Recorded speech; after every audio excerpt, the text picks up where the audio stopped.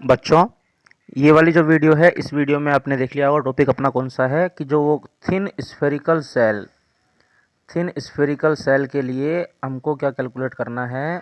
हमको रिजल्ट निकालना है कि थिन स्फेरिकल सेल में इलेक्ट्रिक फील्ड इंटेंसिटी किस तरह से कैलकुलेट की जाती है।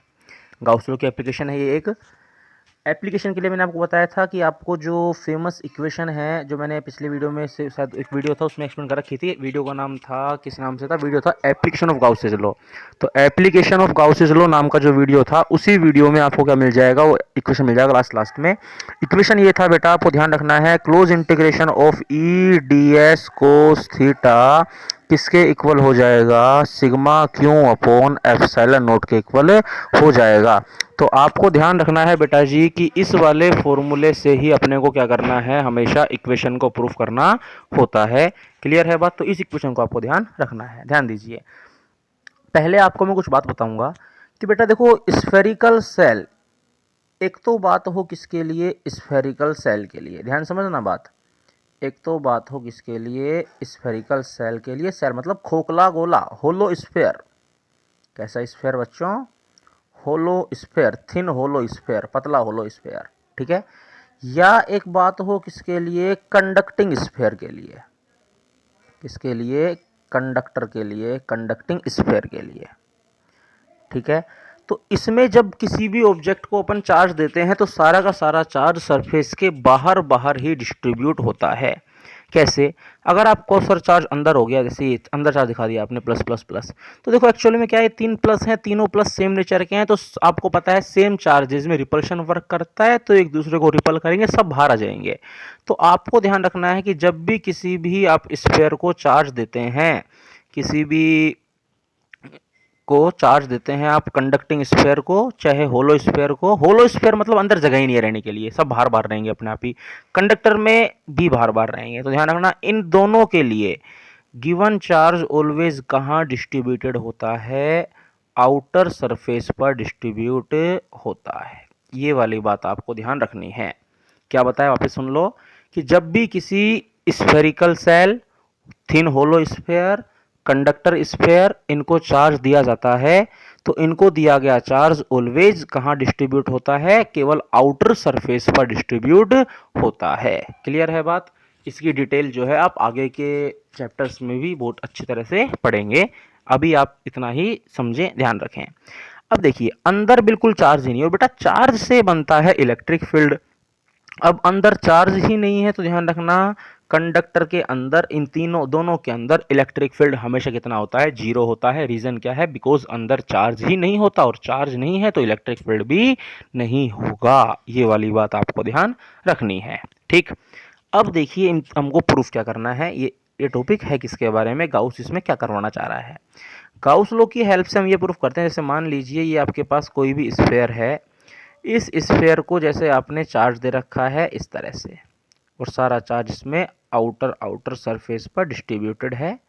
मान के चलते हैं स्फेयर पर चार्ज है क्यों, स्फेयर की रेडियस है कैपिटल आर। अब जैसे मान लो यहाँ पर 3 पॉइंट्स दिखाता हूँ मैं, 3 पॉइंट्स हैं। एक पॉइंट तो बाहर है, बाहर किस तरह से, बाहर इस तरह से, जैसे मान लो ये पॉइंट 1, ये पॉइंट 1 बाहर है। तो जब पॉइंट 1 बाहर होता है, ये पॉइंट 1 है बाहर, ठीक है, तो इलेक्ट्रिक फील्ड आउटसाइड कितना होता है, इलेक्ट्रिक फील्ड आउटसाइड होता है के क्यू बाय आर स्क्वायर। ये हम प्रूफ कर देंगे, ये वाली बात गाउस लॉ के हेल्प से कि इलेक्ट्रिक, ये रिजल्ट ध्यान रखना, रिजल्ट मैं शुरू में बता रहा हूँ, इसलिए रिजल्ट शुरू में बता रहा हूँ ताकि रिजल्ट आप याद रखें कि हमको ये प्रूफ करना है।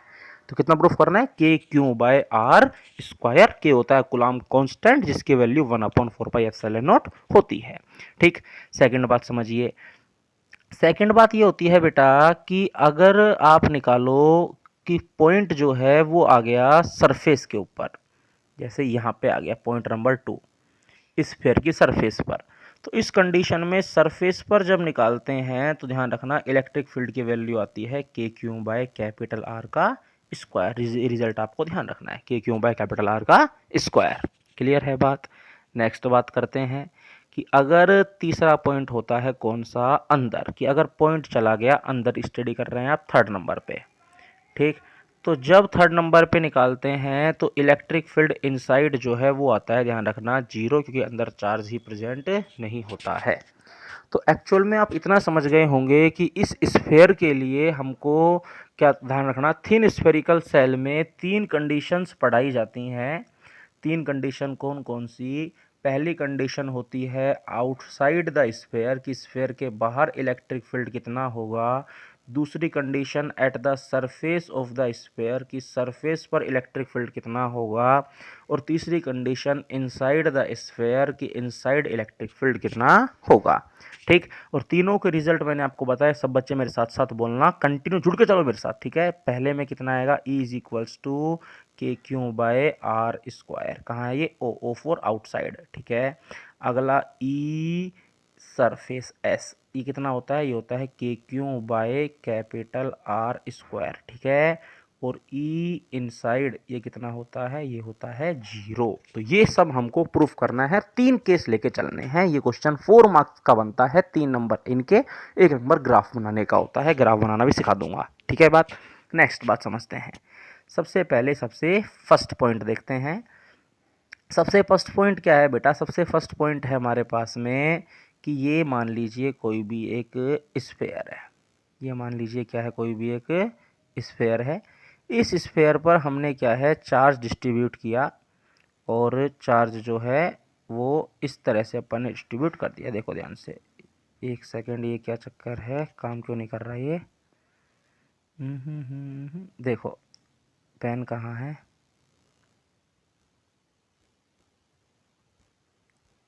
एक सेकेंड बेटा।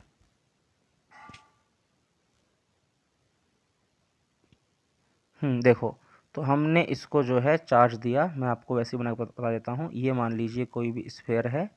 इस स्फेयर पर अपन ने चार्ज जो है डिस्ट्रीब्यूट किया, और इस तरह से जो है इस पर चार्ज आ गया। ये प्लस प्लस चार्ज, सारा चार्ज कहाँ रहेगा? आउटर सरफेस पर डिस्ट्रीब्यूट रहेगा। और स्फेयर की रेडियस कितने लेके चल रहे हैं अपन? रेडियस चल रहे हैं इसकी कैपिटल आर। तो कैपिटल आर क्या लेके चल रहे हैं बेटा? इसकी अपन रेडियस लेके चल रहे हैं, ठीक है ना बात। तो कैपिटल आर जो है इसकी रेडियस है। ये पेन कहाँ गया? पेन कैसे आएगा यार? तो कैपिटल, ये देखो, ये दिखा देता हूँ मैं, कैपिटल आर इसकी क्या है? रेडियस है। और अब हम दिखाएंगे इसमें क्या बेटा, कि ये मिट भी नहीं, एक सेकंड बेटा, कुछ हैंग हो गया शायद ये। अब हम दिखाएंगे इसका सेंटर, कि इसका सेंटर है O। देखो ये इसका सेंटर है O, इस पर चार्ज है कैपिटल Q। और हमको सबसे पहले मैं निकाल रहा हूँ इलेक्ट्रिक फील्ड इंटेंसिटी कहाँ पर? आउटसाइड। ध्यान समझना, नंबर फर्स्ट सबसे पहले निकाल रहा हूँ इलेक्ट्रिक फील्ड इंटेंसिटी किस जगह? आउटसाइड।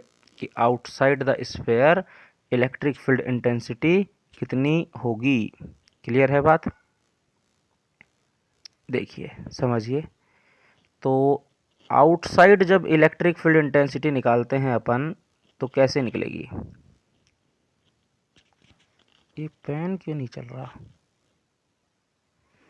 पहले मैं दिखाता हूँ आउटसाइड पॉइंट कहाँ है। ये है पॉइंट आउटसाइड, पॉइंट P, ठीक है। ये है पॉइंट आउटसाइड P। इस पॉइंट पर निकालना है, और P पॉइंट है R डिस्टेंस पर। किन डिस्टेंस पर है बेटा? R डिस्टेंस पर है, ठीक है ना। तो R डिस्टेंस पर है। तो देखो पहली बात, जब हम निकाल रहे हैं आउटसाइड, तो सबसे पहली बात तो आप ये ध्यान रखना बेटा कि आउटसाइड के लिए देखो, आप ये बताओ स्मॉल आर कैपिटल आर में कौन बड़ा है? तो आप देख पा रहे हो, कैपिटल आर तो ब्लू वाली लाइन है, कैपिटल आर तो ब्लैक वाली लाइन है, और स्मॉल आर कौन सी है? छोटी वाली लाइन है। तो इनमें कौन बड़ा है? इनमें स्मॉल आर बड़ा है। तो ये रिलेशन है, इसके लिए अपन सोल्व कर रहे हैं। तो सबसे पहले हम क्या करेंगे? हम यहाँ अप्लाई करेंगे गाउस का लॉ, ठीक है। तो देखिए गाउस लॉ अप्लाई करते हैं इसमें अपन। गाउस लॉ की इक्वेशन क्या थी बोलो? इक्वेशन याद है सब बच्चों को? गाउस लॉ की कितनी थी? Integration E D S cos theta किसके equal? Sigma Q divided by epsilon not. ये इक्वेशन थी। और ये लॉ किस पर एप्लीकेबल होता है बेटा? क्लोज सरफेस पर एप्लीकेबल होता है। तो क्या करना पड़ेगा यहाँ पे अपने को? यहाँ पे अपने को क्लोज सरफेस माननी पड़ेगी। ठीक है, ताकि क्योंकि क्लोज सरफेस पर एप्लीकेबल होता है। देखो ये हमको निकालना है पी पॉइंट पर, और क्या पी पॉइंट क्लोज सरफेस पर है क्या? नहीं, पी पॉइंट क्लोज सरफेस में नहीं है, तो यहाँ हमको एक क्लोज सरफेस माननी पड़ेगी। और आपको यही बात ध्यान रखनी है यहाँ पे कि स्फेयर के लिए क्लोज सरफेस स्फेरिकल ही मानी जाती है। तो यहाँ मैं रेड कलर से दिखा रहा हूँ आपको एक क्लोज सरफेस बना के। तो ये जो क्लोज सरफेस मैं बना रहा हूँ, ये क्लोज सरफेस क्या है बेटा?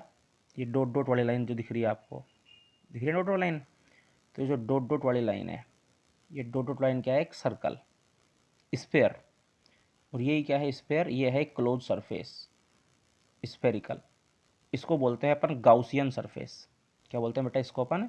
Gaussian surface. क्यों मानी अपन ने ये? क्योंकि हमको पी पॉइंट पर गाउस लॉ अप्लाई करना है, और पी पॉइंट पर गाउस लॉ अप्लाई करने के लिए यहाँ एक क्लोज सरफेस होनी चाहिए। क्लोज सरफेस नहीं थी तो हमने खुद ने मान ली, जो रेड कलर से मैंने बनाई है। तो रेड कलर से बनाई है, तो रेड कलर वाली जो है क्या है? क्लोज सरफेस है। तो अब इस पर गाउस लॉ अप्लाई हो जाएगा। और ध्यान रखना, जो क्लोज सरफेस मानी जाती है, इस सरफेस को बेटा गाउसियन सरफेस कहा जाता है। ठीक है, एप्लीकेशंस में ये बात ध्यान रखना जरूरी है कि किस तरह की सरफेस माननी है। एनसीईआरटी में माननी है, वही माननी है अपने को। तो अपन ने कैसी मान ली? स्फेरिकल मान ली। अब देखो अगली बात ये होती है बेटा कि इस केस में यहाँ पर हमको चाहिए थीटा। देखो इस सरफेस पर दिखाते हैं थीटा। तो ds और ई वेक्टर दोनों सेम डायरेक्शन में होते हैं। ये मैंने आपको जब गाउस लॉ का प्रूफ कराया तब भी बताया था कि इलेक्ट्रिक फील्ड लाइन वाले लेक्चर में सब बताया जाता है कि ds और ई वेक्टर क्या होते हैं, दोनों सेम डायरेक्शन में होते हैं। थीटा की वैल्यू कितनी? 0 होती है। थीटा कितना होता है यहाँ पे? 0। तो इतनी बात ध्यान रखना, नोट कर लेना। अब देखो मैं क्या कर रहा हूँ, यहाँ पे थीटा की जगह पुट कर रहा हूँ 0। तो मैंने पुट कर दिया कितना? 0 डिग्री। को 0 कितना हो जाएगा? को 0 हो जाएगा 1। ठीक, को 0 1 हो जाएगा। अब जो है इसको अपन सोल्व कर देते हैं। तो बेटा जी ई का तो ई आएगा और ds का ds आएगा। को 0 1 हो जाएगा, और यहाँ बचेगा सिग्मा क्यों डिवाइडेड बाय कितना बचेगा? एप्सिलॉन नॉट बचेगा। बोलो हाँ या ना? क्लियर है बात? अब मैं कर रहा हूँ इसको इरेज। ठीक है, इसको इरेज कर रहा हूँ ऊपर वाली स्टेप को। अब सुनिए आप ध्यान से, यहाँ पर सिग्मा क्यू की वैल्यू कितनी है? पहले तो ये लिख रहा हूँ मैं यहाँ पे सिग्मा क्यू की वैल्यू कितनी है, फिर लिख रहा हूँ यहाँ पे अपने पास में ds की वैल्यू कितनी है। तो सिग्मा क्यू कितना आएगा बेटा यहाँ पे? देखो सिग्मा क्यू होता है गाउस सरफेस के अंदर प्रेजेंट चार्ज। यहाँ गाउस सरफेस कौन सी है? ये जो डॉट डॉट रेड कलर वाली है, ये क्या है? गाउस सरफेस है। तो इसके अंदर चार्ज कितना आ रहा है? Capital Q. कितना इसके अंदर? Capital Q. ठीक है ना बात? डॉट डॉट वाली गाउस सरफेस है रेड कलर वाली, इसके अंदर चार्ज है capital Q. Sigma capital Q हो गया। ds की बात करते हैं, एरिया कितना आएगा? तो ds कंडीशन एरिया कितना होगा? देखो बहुत आसान बात है। पहले स्फेयर है, ये स्फेयर का एरिया 4 पाई आर स्क्वायर होता है। तो 4 पाई का तो 4 पाई। अब आर कौन सा? Small capital. तो देखो ये हो रहा है सब गाउस सरफेस के लिए। गाउस सरफेस कौन सी है? रेड वाली की ब्लैक वाली? रेड वाली है गाउस सरफेस। तो रेड वाली है गाउस सरफेस। तो इस कंडीशन में अपने पास में रेड वाली की रेडियस कितनी है? Small R. तो 4 पाई क्या आएगा? स्मॉल आर का स्क्वायर। क्लियर है बात? तो अब इस कंडीशन में आप देखो सारी वैल्यू पुट कर रहा हूँ इस फॉर्मूले में, ब्लैक कलर से जो स्टेप लिख रहा हूँ मैं। तो ई का तो ई बाहर आ गया। ds की जगह कितना हो जाएगा? ds का एरिया हो गया 4 pi R square is equal to sigma Q. Sigma Q कितना है? कैपिटल क्यू डिवाइडेड बाय कितना? Epsilon not. ठीक है, अब मैं बाकी सारी स्टेप्स को इरेज कर रहा हूँ। तो ये अपने पास किसकी वैल्यू आ गई बेटा? ई की वैल्यू आ गई। अब देखो हम क्या करेंगे प्यारे बच्चों, इसको हम सोल्व कर देंगे। एक बार मैं थोड़ी जगह कर लूँ इरेज करके। देखो अब करते हैं इसको अपन सोल्व। तो अब यहाँ पे अपना देखो ई का तो ई है और क्यू को तो क्यू लिख रहा हूँ अपॉन अपॉन नीचे एप्सिलॉन नोट था ना, इस एप्सिलॉन नोट का मैं एक बार मैं कलर चेंज कर रहा हूँ ताकि आपको समझा पाऊँ एक चीज़ में। एप्सिलॉन नोट, ठीक, और 4 पाई उधर जाएगा, उस 4 पाई को 4 पाई, और एक आर स्क्वायर नीचे चला जाएगा। तो आर स्क्वायर को लिख रहा हूँ मैं ब्लैक कलर से ही, आर का स्क्वायर। क्लियर है बात? ये स्टेप आ गई। 4 पाई को नीचे भेज दिया मैंने। ठीक है ना? कोई दिक्कत यहाँ तक? अब देखो नेक्स्ट बात। नेक्स्ट बात ये है बेटा कि यहाँ से इस स्टेप को मैं लिख सकता हूँ देखो इस तरह से। किस तरह सर जी? देखो ध्यान से, ई का तो E equals to 1/4 pi epsilon not और क्यू का तो क्यू अपॉन आर स्क्वायर। बोलो हाँ या ना? लिख देंगे इसको। अब आपको एक बात पता होनी चाहिए, कौन सी बात? कि 1/4 पाई एप्सिलॉन नॉट इसको कहा जाता है कूलॉम कांस्टेंट के। इसको लिख दूंगा मैं के क्यू अपॉन आर स्क्वायर। तो कहाँ पे वैल्यू आ गई? ये वैल्यू आ गई ई आउटसाइड। तो आउटसाइड कितना आ गया? आउटसाइड आ गया बेटा के क्यू बाय आर स्क्वायर। तो ये वाली बात अपने को ध्यान रखनी है। रिजल्ट आ गया पहला वाला, तो फर्स्ट केस अपना सोल्व हो गया। क्लियर है। अब बात करते हैं बेटा अपन किसकी, सेकंड केस की। तो बेटा जी सेकंड केस कौन सा है, सेकंड केस है अपना एट द सरफेस, कि एट द सरफेस अगर अपन आ जाए तो कैसे सोल्व करेंगे। ठीक है, ध्यान दीजिए। सेकंड केस होता है eight the surface of sphere. तो पहले जैसे मैं डायग्राम बना के बताता हूँ कि ये अपने पास स्फेयर है, ठीक, ये इसका सेंटर है O, ये है रेडियस कैपिटल R, ठीक है, और इस पर चार्ज दिखा रहा हूँ ब्लू कलर से। तो ये इस पर देखिए इस तरह से ये चार्ज डिस्ट्रीब्यूटेड है आउटर सरफेस पर। क्लियर है बात बच्चों, प्यारे बच्चों। तो ये होगा इस पर चार्ज, पॉइंट है सरफेस पर, दिखा रहा हूँ मैं इसको रेड कलर से। तो ये है point P, red surface, red colour वाला। ठीक है ना बात, ये दिखा दिया अपन ने पॉइंट P, R डिस्टेंस पर है। क्लियर है बात। और अब देखो यहाँ पे एक बात देख सकते हो आप बच्चों, क्या कि स्मॉल आर और कैपिटल आर रिलेशन क्या है। तो देखो स्मॉल आर जो है वो बेटा कैपिटल आर के क्या आ रहा है, इक्वल आ रहा है। क्लियर है बात, ये दोनों इक्वल हैं। ठीक, अब समझते हैं नेक्स्ट बात को। नेक्स्ट बात ये है कि इसको सोल्व करूँ मैं। ठीक है, सुनो, इसको सोल्व करना बहुत आसान है। कैसे आसान है, मैं थोड़ा इरेज करता हूँ इसका। हमने अभी थोड़ी देर पहले निकाला था ई आउटसाइड कितना, K Q by small are square, और यहाँ स्मॉल आर किसके इक्वल, कैपिटल आर के इक्वल। तो अब ये जो ई सरफेस आएगा तो आप स्मॉल आर से कैपिटल आर पुट कर दो बस, तो कितना आएगा, K Q by capital R का square, that will be result. ये केस नंबर सेकंड भी सोल्व हो गया। कौन सा वाला, सरफेस वाला। क्लियर है, कर दूं इरेज। तो सेकंड वाले केस में फर्स्ट वाले केस के रिजल्ट से ही आगे स्टेप बढ़ा दी। अब बात करते हैं थर्ड वाला।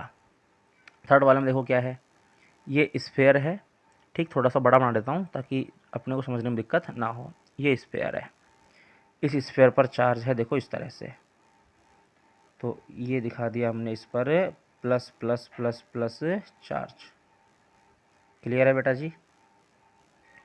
ठीक, और अगली बात क्या है कि ये सेंटर है O, ये रेडियस है कैपिटल R, पॉइंट P है इनसाइड। अब तो रेड कलर दिखा रहा हूँ, रेड कलर से, ये है point P inside small r। ठीक, सबसे पहली बात सुनिए, सबसे पहली बात कि स्मॉल r में और कैपिटल R में रिलेशन क्या है बोलो। तो कैपिटल R क्या है, बड़ा। कौन सा केस पढ़ा रहा हूँ बेटा, थर्ड केस। थर्ड केस कौन सा वाला, इनसाइड वाला, ध्यान रखना। ठीक है ना, तो कौन बड़ा है यहाँ पे, कैपिटल आर बड़ा है। दूसरी बात, इक्वेशन क्या है, इक्वेशन लगेगा गाउस लॉ की, close integration E D S cos theta किसके equal, sigma Q upon epsilon not. Clear है बात, यही बात बनेगी। अब समझते हैं नेक्स्ट बात को कि यहाँ पर P पॉइंट पर लगाने हैं, और P पॉइंट पर तो देखो यहाँ भी बेटा क्या है, क्लोज सरफेस नहीं है, कि close surface Gauss law is only applicable for close surface. P point तो अभी भी क्लोज सरफेस पे नहीं है। तो यहाँ पे भी क्या करेंगे अपन, एक गाउस सरफेस एज्यूम करेंगे। तो मैं जिसको, जैसे मैंने पहले रेड कलर से दिखाई थी, ऐसे ही मैं अभी भी रेड कलर से इसको दिखा रहा हूँ। तो देखो ध्यान से, ये जो मैं रेड कलर से दिखा रहा हूँ, ये क्या है, यहाँ पे गाउसियन सरफेस बन गई। क्लियर है बात। तो ये रेड कलर वाली क्या है, गाउसियन सरफेस स्फीयर है, क्लोज सरफेस बन गया, P पॉइंट इस पर है। तो अब जब इस पर हम लगाएंगे गाउस लॉ, तो देखो ध्यान समझना, यहाँ पे बेटा सिग्मा क्यू की वैल्यू कितनी है। तो इस गाउस सरफेस के अंदर बेटा चार्ज कितना है, 0। तो बेटा गाउस सरफेस के अंदर बिकॉज चार्ज ही 0 है, तो इस स्टेप में जब मैं पुट करूँगा तो मेरे पास साफ बात है कि electric field D S cos theta कितना हो जाएगा, 0 हो जाएगा, पूरा लेफ्ट साइड वाला LHS वाला। तो इसको मैं पुट कर रहा हूँ इस इक्वेशन में, तो ये बनेगा कितना, 0 अपॉन एप्सिलॉन नॉट, है कि नहीं। क्योंकि देखो रेड स्फीयर के अंदर चार्ज नहीं, रेड स्फीयर बार बार चार्ज है, और गाउस लॉ में अंदर वाला चार्ज लेते हैं अपन, और चार्ज ही नहीं है तो बेटा सीधी सी बात है, यहाँ इनसाइड इलेक्ट्रिक फील्ड डायरेक्ट ले देंगे, कितना आ गया, 0। थोड़ी बहुत थ्योरी चाहे लिख सकते हैं कि बिकॉज चार्ज से ही क्या बनता है, इलेक्ट्रिक फील्ड बनता है, and because here charge is absent so electric field is not possible, so inside electric field will be 0। तीनों बात हो गई, तो तीनों रिजल्ट आ गए। अब एक ग्राफ बनता है बेटा इसमें, ग्राफ किस किस में बनता है, सुनो ध्यान से। ग्राफ बनता है बेटा ई के बीच में और स्मॉल आर के बीच में। ठीक है, ये है कैपिटल आर वाली बात, रेडियस वाली बात। ये इससे पहले हिस्सा है small r less than r, इसके बाद हिस्सा है small r greater than r. तो जब आप कैपिटल आर की बात करते हैं तो कैपिटल आर वाले केस में यानी इस वाली जगह पर जो वैल्यू है वो वैल्यू कितनी आती है, वो वैल्यू आती है अपने पास के Q by capital R square. बोलो आती कि नहीं आती है, ये वैल्यू आती है, ठीक। और इसके बाद अगर बात करें तो इसके बाद अगर आप देखें तो वैल्यू होती है के Q by small are square, और ई आर स्क्वायर के इनवर्सली प्रोपोर्शनल होता है, तो ग्राफ बाद में फिसल पट्टी वाला आएगा। लेकिन अंदर होता है जीरो, तो अंदर जीरो, तो ग्राफ आएगा रेड रेड रेड वाला, ब्लैक वाला जो बना रहा हूँ ये ग्राफ है। पहले जीरो, क्योंकि जीरो होता है इनसाइड तक, जब तक सरफेस तक पहुँचता तब जीरो होता है, क्योंकि अंदर चार्ज ही नहीं होता। अचानक होता है के क्यू बाय आर स्क्वायर, फिर फिसल पट्टी, क्योंकि फिर इनवर्स प्रोपोर्शनल होता है। तो ये ग्राफ बनता है, 1 मास का ग्राफ आता है, ग्राफ भी अपने को ध्यान रखना है, ठीक है। ग्राफ वापस बता रहा हूँ मैं, इनसाइड जीरो था तो देखो इनसाइड जीरो बना दिया ये ब्लैक वाली लाइन, फिर ग्राफ के क्यू बाय स्क्वायर तक बढ़ेगा, बढ़ गया सरफेस तक, फिर इन्वर्सली हो गया था आउटसाइड तो इन्वर्सली हो गया। ये ग्राफ ध्यान रखना है, 1 मार्क्स। तो 4 मार्क्स क्वेश्चन आता है। अब देखो आपको मैं नोट्स में से ये दिखा देता हूँ, क्लियर। देखो नोट्स में थोड़ा वो समझ नहीं आएगा तो मैं आपको थोड़ा रीड करके बता देता हूँ बेटा। सबसे पहले इसमें लिखा हुआ है कि when we give charge to a conductor then whole charge will distribute over its outward surface because mutual repulsion force will act between inside charges। क्योंकि चार्ज रिपल करते हैं एक दूसरे को, रिपल करते सारा चार्ज कहाँ जाता है, बाहर जाता है। So complete charge will distribute over outward surface. It means बेटा जी इनसाइड चार्ज जो होता है वो कितना होता है कंडक्टर में, will be zero. Will be के बाद कितना लिखना है, जीरो लिखा हुआ होगा, देखो आगे ये लिखा विल बी जीरो, इसलिए कंडक्टर का इनसाइड चार्ज होता है zero. So electric field inside conductor will be also be zero. तो ये वाला डायग्राम अपन ध्यान रख लेंगे, इनसाइड इलेक्ट्रिक फील्ड जीरो होता है, और ध्यान रखना अंदर इलेक्ट्रिक फील्ड जीरो क्यों होता है, क्योंकि अंदर चार्ज जीरो होता है, ठीक है। नेक्स्ट बात है electric field intensity due to spherical shell, ठीक है, थिन स्फेरिकल सेल। तो मान लिया सेंटर है कितना, सेंटर और रेडियस दे रखी हैं, तो let centre of sphere of radius R is O. तो आर रेडियस है, सेंटर है ओ, ये आर लिखा हुआ है, ध्यान रखना, ठीक है। And charge on sphere is capital Q, according to का डायग्राम दिखा दिया, स्फेयर है, चार्ज क्यू है, आर रेडियस है। We want to calculate electric field at point P at distance R, small R distance पे from point O. Then there are three possibilities होती है यहाँ पर, कौन कौन सी, कि when point is outside the sphere, when point at the surface of the sphere, when point is inside the sphere. Outside, surface और इनसाइड, तीन कंडीशन बनती हैं। सबसे पहला केस है आउटसाइड द स्फीयर। तो आउटसाइड द स्फीयर बात करेंगे तो मैंने दिखाया था आपको स्मॉल आर कैपिटल आर से ग्रेटर देन आएगा, चाहे आप विश्वास नहीं तो यहाँ डायग्राम में देख लो, ठीक। तो स्मॉल आर जो है वो बहुत बड़ा आ रहा है, कैपिटल आर छोटा सा है, ये डॉट डॉट वाली गाउस सरफेस एज्यूम कर ली, ठीक है। और यहाँ पे ई और डी एस दोनों सेम डायरेक्शन में होंगे, तो इस केस में आप देख सकते हैं phi equal to E D S cos theta, पहले ये लगाया, थीटा जीरो था तो ई डी एस यानी फाई कितना आ गया, डी एस होता है 4 पाई स्क्वायर, तो ई 4 पाई स्क्वायर, ठीक। गाउस लॉ लगाया, phi equal to sigma q by epsilon, तो क्यू बाय एप्सिलॉन, क्योंकि चार्ज क्यू था अंदर, दोनों इक्वल कर दिए तो साफ बात है ई आउटसाइड कितना आ गया, के क्यू बाय आर स्क्वायर। तो अगर ई और आउटसाइड में ग्राफ बनाओगे तो ग्राफ ऐसा बनेगा, ऐसा, केवल आउटसाइड के लिए जो अपन ने आगे बनाएंगे अभी, ठीक है। नेक्स्ट बात करते हैं एट द सरफेस की बात कर रहे हैं, देखो ध्यान से। तो सरफेस वाले केस में बात क्या आ रही है, सरफेस वाले केस में बात ये आ रही है बच्चों कि पॉइंट पी सरफेस पर आ गया, तो ई आउटसाइड इतना था, तो सरफेस पे r equal to capital R, तो ई सरफेस के Q by capital R square. Graph बनाए रखा है, देख लो सरफेस पर इस तरह से, ये वाला ग्राफ, और आउटसाइड ये था, ठीक है। नेक्स्ट बात करते हैं इनसाइड कितना है, इनसाइड पॉइंट अंदर आ गया, अंदर पॉइंट आ गया, तो E D S cos theta, बहुत ईजी बात है, ई 4 पाई स्क्वायर बनेगा। लेकिन आर एच एस कितना बनेगा, अंदर चार्ज जीरो है, सिग्मा क्यू जीरो, तो ये जीरो आ गया, फाई इक्वल टू जीरो, दोनों इक्वल करेंगे तो इनसाइड कितना आ गया, जीरो आ गया। इस तरह से ध्यान रखना है, ठीक। नोट्स केवल एक हेल्प के लिए, ताकि आप नोट डाउन कर पाएँ, बाकी समझाया तो मैंने बोर्ड पे था ही आपको, वो आप कंप्लीट ध्यान रखना है, ठीक है। तो बेटा जी यही बात है, तो जो पढ़ा है आप इसको ढंग से पढ़ लेना, कोई डाउट पूछ लेना, बाकी पढ़ेंगे नेक्स्ट वीडियो में। वीडियो देखने के लिए सब बच्चों का बहुत बहुत धन्यवाद। थैंक यू बेटा, थैंक यू। इसको ढंग से पढ़ लेना, क्लियर।